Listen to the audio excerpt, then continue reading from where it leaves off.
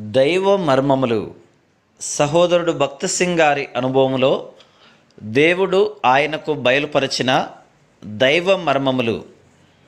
July 2. మొదటి శిఖరము. యెహోవా, నీవే నా దేవుడవు, నేను నిన్ను హెచ్చించెదను, నీ నామమును స్తుతించెదను. నీవు అద్భుతములు చేసితివి, సత్య స్వభావమును అనుసరించి నీవు పూర్వకాలమున చేసిన నీ ఆలోచనలు నెరవేర్చితివి. యెషయా గ్రంథము 26:1. నిశ్చయముగా ఈ భూమిపైకి తీర్పు రానయున్నది. రానయున్న ఉగ్రత నుండి, తీర్పు నుండి తప్పించుటకే యేసుక్రీస్తు ప్రభువు మన శిక్షను తనపై వేసుకొనెను. మేకులు గుచ్చబడుటకై తన పాదములను, ఉమ్మివేయబడుటకై తన ముఖమును, విరవబడుటకై తన శరీరమును అప్పగించెను. ఎన్నిసార్లు మనం ఆయన శ్రమలను గురించి మాట్లాడినను, ఆయన నిజముగా ఎంత శ్రమనుందెనో, మనలను విడిపించుటకు, క్షమించుటకు ఎంత గొప్ప క్రయమును చెల్లించనో మనము సంపూర్ణముగా గ్రహించలేము. రెండవ శిఖరము. మరెన్నడూ ఉండకుండా ఆయన మరణమును మృంగివేయును.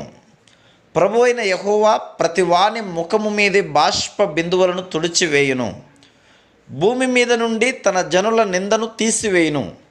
ఇలాగున జరుగునని యెహోవా సెలవిచ్చుచున్నాడు. యెషయా గ్రంథము 25:8.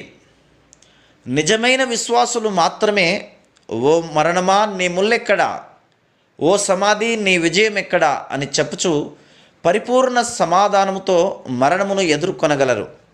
మన ప్రియులు తీసుకొని పోబడినప్పుడు మరెన్నడూ ఎడబాయకుండా ఉండునట్లు తిరిగి వారిని కలుసుకొని అక్షయమైన మహిమగల దేహంతో నుందుము అను తలంపు తిరిగి తిరిగి మనకు వచ్చును. లోకములోని అతి బలవంతుడైన వ్యక్తి సైతం మరణ భయమును తప్పించుకొనజాలడు.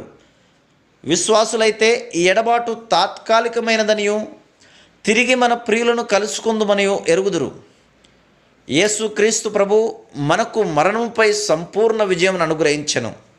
అందువలనే మనమిప్పుడు, ఓ మరణమా నీ ముల్లెక్కడా, ఓ సమాధి నీ విజయం ఎక్కడా అని చెప్పగలము.